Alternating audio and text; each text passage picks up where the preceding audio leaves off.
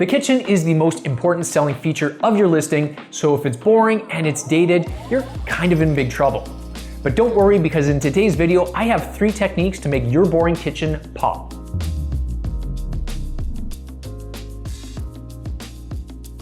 Selling a home with a dated kitchen is kind of like selling a car with a terrible paint job.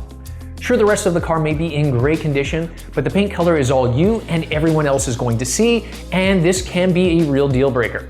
I definitely know for sure I am never going to buy a hot pink car. Again.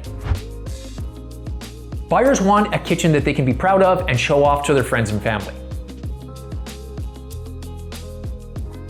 So here's your situation. You have a brand new listing with a dated kitchen.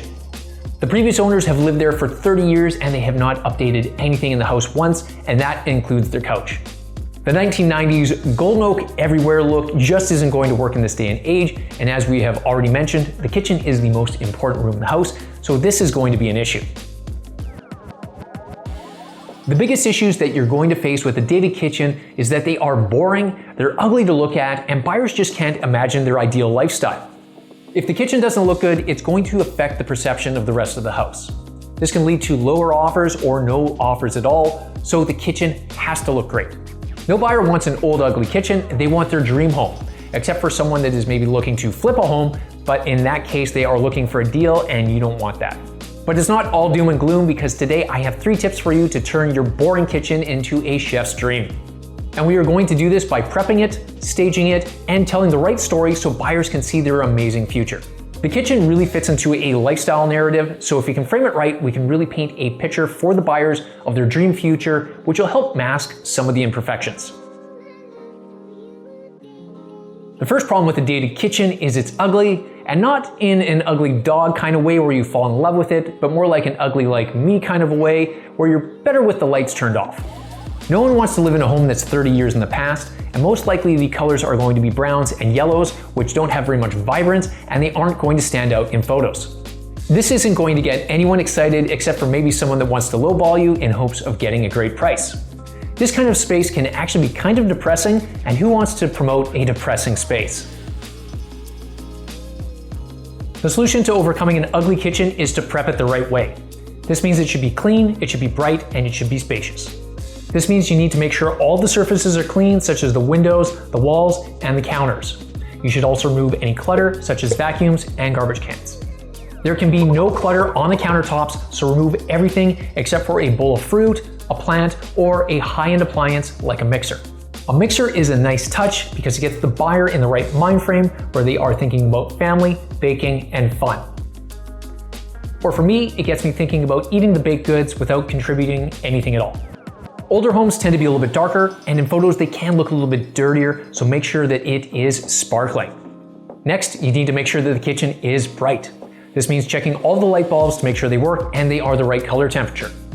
Light bulbs that are too yellow will bleed all over the surfaces of the house and change their color, and on top of that, when it mixes with the exterior light, it has a really ugly color cast.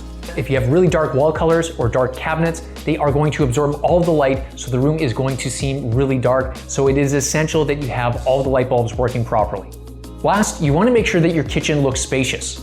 As I mentioned before, you want to remove all of the clutter, but on top of that, you may need to remove furniture if it's too bulky for the space.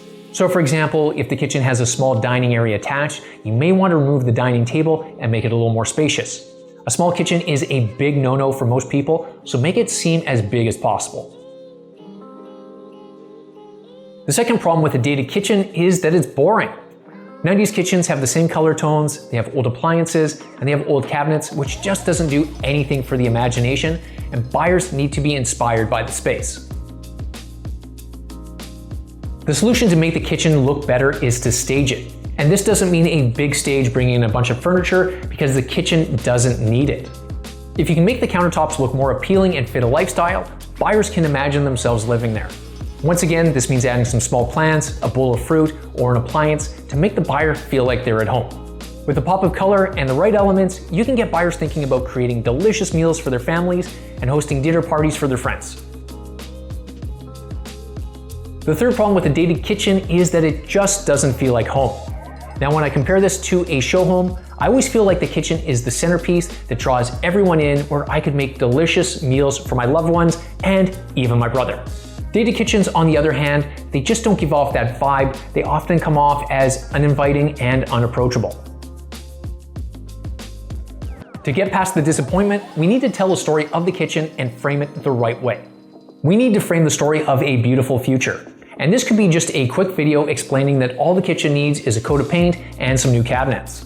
Maybe the kitchen is a little too small. Well, that just means it is cozy and it's perfect for Sunday brunches.